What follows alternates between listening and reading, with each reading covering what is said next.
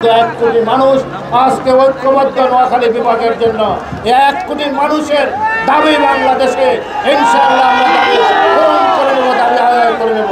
আমরা বলতে চাই, আগামী দিনে যদি বিএনপি রাষ্ট্রীয় ক্ষমতায় আসে, বেগম জিয়ার নিজস্ব মাতৃভূমি নোয়াখালীকে উনি নিশ্চয়ই প্রাধান্য দিয়ে বিভাগ করবেন, এটাই আমাদের দাবি।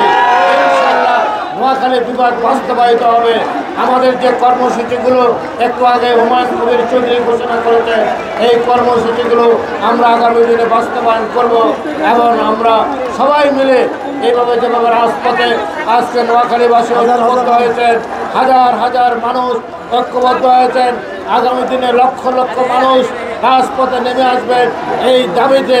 আমি প্রশাসনের আমাদের 3 জন উপদেষ্টা বর্তমান অন্তর্বর্তীকালীন সরকারে নোয়াখালীর সন্তান আছে, তাদেরকে আবেদন রাখবো, আপনারা আমাদের এই দাবির সাথে একাত্মতা ঘোষণা করে প্রধান উপদেষ্টার কাছ থেকে আমরা যে স্মারকলিপি দেব, সেই স্মারকলিপির মাধ্যমে আমাদের দাবি আপনারা পূরণ করে আনবেন, নয়তো আমরা অন্যভাবে আমাদের আন্দোলন চালিয়ে দিতে হবে।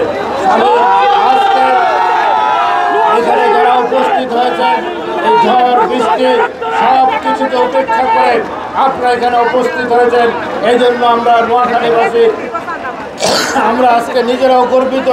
আমি নিজেও নিজেকে ধন্য মনে করছি যে নোয়াখালীর মানুষ আজকে যে আগে বলে নোয়াখালীর মানুষকে মানুষ জাপানি বলতো, নোয়াখালীরা বলতো, নোয়াখালীর মানুষ ঐক্যবদ্ধ, এসকে আবার প্রমাণিত করেছে নোয়াখালীর মানুষ ঐক্যবদ্ধ। 1 কোটি মানুষ আজকে ঐক্যবদ্ধ নোয়াখালী বিভাগের জন্য। 1 কোটি মানুষের দাবি বাংলাদেশে ইনশাআল্লাহ আমরা দাবি